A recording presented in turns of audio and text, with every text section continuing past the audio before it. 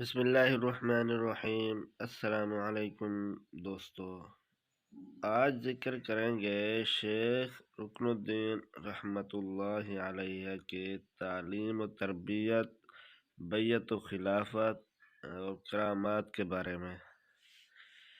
تعلیم و تربیت۔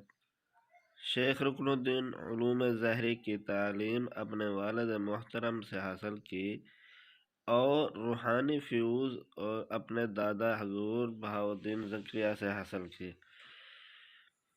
یہ دونوں بزرگ آپ سے بے حد محبت رکھتے تھے اور شیخ رکن الدین بھی ان دونوں بزرگوں کا اس قدر ادب کرتے تھے کہ کبھی ان سے آنکھ اٹھا کر بات نہ کرتے اور نہ ان کے سامنے بلند آواز سے بولتے۔ آپ کے اس ادب کو دیکھ کر حضرت شمس الدین تبریزی نے آپ کو عالم کا خطاب عطا کیا، جس کی وجہ سے آپ رکن عالم کے نام سے مشہور ہوئے۔ انہی سے ظاہری و باطنی کمال حاصل کیے۔ بیعت و خلافت۔ شیخ رکن الدین عالم اپنے والد محترم صدر الدین عارف کے مرید و خلیفہ اعظم تھے۔ آپ مرید اور خلیفہ حضرت جہانیہ جہاں گشت اپنے ملفوظات میں فرماتے ہیں کہ جب شیخ رکن الدین قدس السرہ کا کام کمال کو پہنچا تھا تو تہجد کے وقت سے دوپہر تک ریاضت و عبادت میں مشغول رہتے۔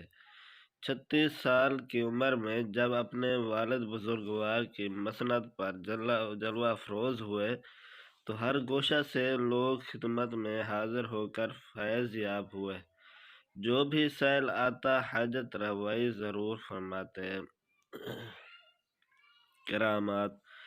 ایک مرتبہ سلطان غیاث الدین تغلق نے مولانا ظہیر الدین بیگ سے پوچھا کہ کیا تم نے شیخ رکن الدین کی کوئی کرامات بھی دیکھی ہے؟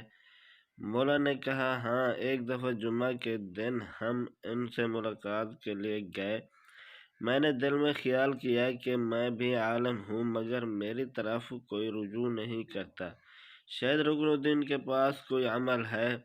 میں نے سوچا کہ دوسرے دن صبح شیخ سے پوچھوں گا کہ وضو میں کلی کرنے اور ناک میں پانی ڈالنے میں کیا حکمت ہے۔ چنانچہ میں رات کو سو گیا تو خواب میں دیکھا کہ شیخ رکن الدین مجھے حلوہ کھلا رہے ہیں اور اس کی شیرینی صبح تک میری زبان پر قائم رہی۔ میں نے دل میں خیال کیا کہ اگر یہی کرامت ہے تو اس طرح تو شیطان بھی گمراہ کر سکتا ہے۔ پھر جب میں نے شیخ کی خدمت میں پہنچا تو دیکھتے ہی فرمایا میں تمہارا ہی انتظار کر رہا تھا۔ گفتگو شروع ہوئی تو فرمایا جنابت دو طرح کی ہے، جسم کی جنابت اور دل کی جنابت۔ جسم کی جنابت کا سبب تو صاف ظاہر ہی ہے مگر دل کی جنابت ناہموار لوگوں کی صحبت سے پیدا ہوتی ہے۔ جسم تو پانی سے پاک ہو جاتا ہے۔ پھر فرمایا جس طرح شیطان کسی نبی کی شکل اختیار نہیں کر سکتا، اس طرح وہ شیخ حقیقی کی صورت بھی اختیار نہیں کر سکتا، کیونکہ شیخ حقیقی کو نبی کی کامل مطابقت حاصل ہوتی ہے۔ ملتان میں ایک ہندو عورت رہا کرتی تھی، بیوہ تھی اور سوائے ایک اکلوتے بیٹے کے اس کا اس دنیا میں کوئی سہارا نہ تھا، مگر وہ نصیبو جلی اس بیٹے کی رفاقت سے بھی محروم تھی۔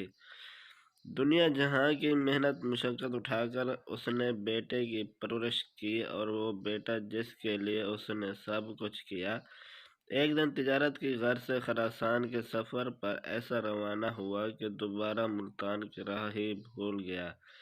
نہ تو خود آیا اور نہ کوئی خیریت کا پتہ ماں کو بھیجا۔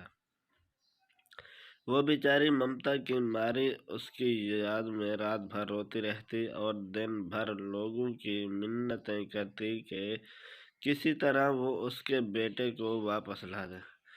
لوگ بھی اسے رحم کی نظر سے دیکھتے اور بے بسی کا اظہار کر کے اپنی راہ لیتے۔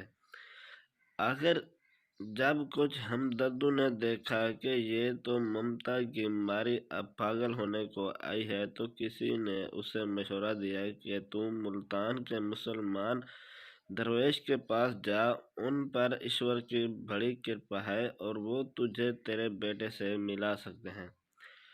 ڈوبتے کو تنکے کا سہارا بھی کافی ہوتا ہے، تو اس نے فوراً دوڑ لگائی اور سیدھی شاہ رکن عالم کے حجرے میں پہنچ کر فریاد کرنے لگی کہ شریمان ہی مجھے ابھاگن پہ دیا کریں۔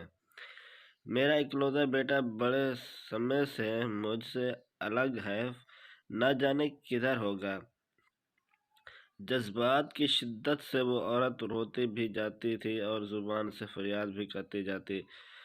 آپ نے رحم دلی سے اسے دیکھتے ہوئے چند لمحوں کے لیے آنکھ بند کر کے مراقبے میں چلے گئے، پھر کچھ دیر بعد آنکھ کھولے ہوئے تو عورت سے بولے، گھر جاؤ، تمہارا بیٹا اللہ کی رضا سے گھر پہنچ چکا ہوگا۔ امید کرتا ہوں دوستو یہ ویڈیو آپ کو اچھی لگی ہوگی۔ ویڈیو اچھی لگی ہو تو لائک کر دینا اور شیئر کر دینا۔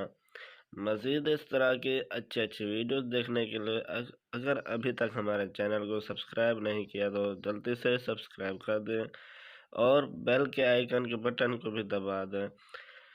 اپنا اور اپنے پیاروں کا بہت سارا خیال رکھیے گا۔ ملتے ہیں نیکسٹ ویڈیو میں، تب تک کے لیے اجازت دیجیے۔ اللہ حافظ۔